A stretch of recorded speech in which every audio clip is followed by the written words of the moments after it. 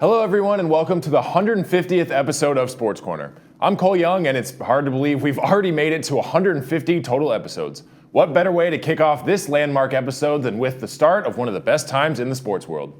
This week marked the start of the NBA playoffs. On Tuesday, the first two play-in games tipped off. I attempted to explain the format of the play-in tournament last week, but it's definitely a convoluted experience, so hopefully it'll be a little bit more clear today. In the first play-in game of this season, the stars of the show were the bench players for the Orlando Magic. Cole Anthony came off the bench with 26 points and 6 assists to lead the Magic to a 120-95 win over the Atlanta Hawks. Paolo Banchero had 17 points, 9 rebounds, and 7 assists for the Magic, and Wendell Carter Jr. added 19 points and 7 rebounds. Anthony Black scored 16 points on 6 of 7 shooting off the bench in the Magic's first appearance in the play-in game. Trae Young led the Hawks with 28 points and 6 assists before getting 2 technical fouls with an automatic ejection with 4:47 left in the game. The Magic now move on to face the number 2 seed and reigning champions, Boston Celtics, and Game 1 of that series will be on Sunday at 12:30 p.m. The season is not over just yet for the Hawks, though. They now move on to the elimination round against the Heat, who eliminated the Bulls to advance in the play-in tournament for the 3rd consecutive season after they defeated Chicago on Wednesday night en route to a 109-90 win. Tyler Hero scored 38 points and connected on his first 8 shots, and the Heat never trailed, while leading by as many as 25 points at one point.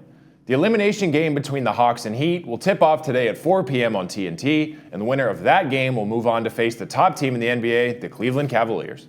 Over in the Western Conference, Jimmy Butler and Steph Curry led the Golden State Warriors to a close victory over the Memphis Grizzlies.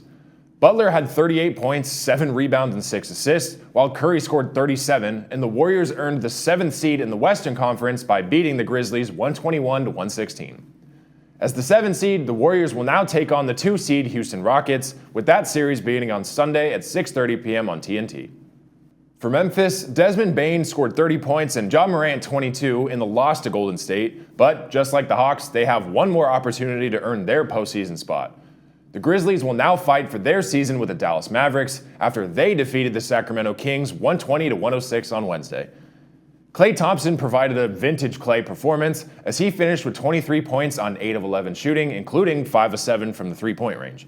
This was a stark contrast to his 0 for 10 game with 0 points when the Kings eliminated the Golden State Warriors last season in Thompson's final game with the Warriors. Now the winner-go-home game between the Grizzlies and Mavs will be tonight at 6:30 p.m. on ESPN.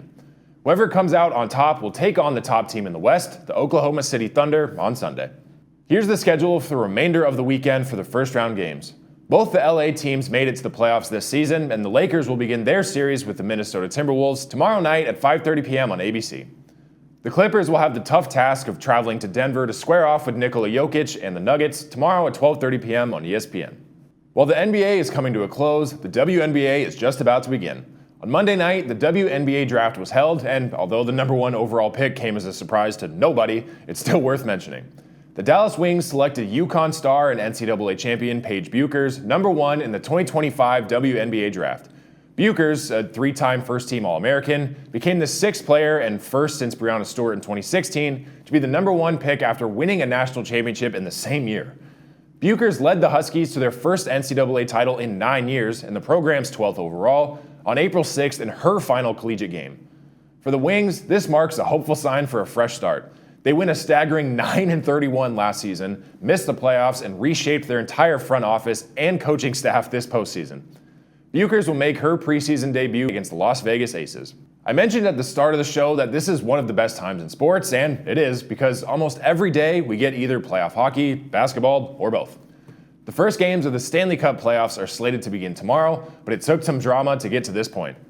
On Wednesday, the final spot in the NHL playoff bracket came down to just one game. The Montreal Canadiens were aiming to make their way to the playoffs for the first time since their 2021 trip to the Stanley Cup playoff final. To get to that point, they needed 1 point against the visiting Carolina Hurricanes to clinch the second wildcard seed in the Eastern Conference. However, if the Canadiens lost in regulation, the Columbus Blue Jackets would stay alive. Because of the NHL's tiebreaker procedure, Columbus would have needed to beat the New York Islanders in regulation yesterday on the final day of the season in order to make the playoffs. Who doesn't love late season drama? Anyway, Caden Guel scored twice, and the Montreal Canadiens wrapped up the last Eastern Conference playoff spot with a 4-2 victory over the Carolina Hurricanes on Wednesday night in their regular season finale. With the final team punching their playoff ticket, here's how the final NHL bracket shaped up. Like I said, the stage is set for the Stanley Cup playoffs, and games will begin tomorrow. Unfortunately, the Anaheim Ducks postseason drought continues, but the LA Kings will face the Edmonton Oilers for the 4th consecutive year in the first round of the playoffs. Speaking of high-stakes drama, the 89th Masters at Augusta ended with some top-tier suspense. Rory McIlroy entered this tournament hoping to achieve what only 5 people before him have, the career Grand Slam. To be crowned a Grand Slam winner, a golfer needs to win all 4 of the major events: the Masters, the PGA Championship, the US Open, and the Open Championship. Like I said, only 5 people have achieved this feat: Gene Sarazen, Ben Hogan, Gary Player, Jack Nicklaus, and Tiger Woods. And now, after 14 years of close calls and heartbreaks, McIlroy has become the 6th ever Grand Slam winner after finally capturing his elusive green jacket. This feat did not come easy, especially during this year's Masters. The leaderboard was in a constant shuffle down the stretch. In the end, it came down to a playoff between Justin Rose and Rory McIlroy. At one point, McIlroy had as much as a 5-stroke lead. However, Justin Rose's 10 total birdies put a lot of strain on McIlroy, who is constantly going back and forth between making once-in-a-lifetime shots and sending his shots into sand or water. It was as dramatic as you could possibly hope the Masters would be, but in the end, McIlroy defeated Rose in a 3-hole playoff after a birdie on the first hole of the playoff. Rose fell just short in a playoff at the Masters for a second time in his career. He was looking to become the oldest player to win the tournament for the first time. Regardless, McIlroy will without a doubt go down as one of the greatest golfers to ever play the game. Lastly, the 2025 NFL Draft will begin before I see you next. The first round of the draft begins on Thursday, April 24th, with rounds 2 through 7 on Friday and Saturday.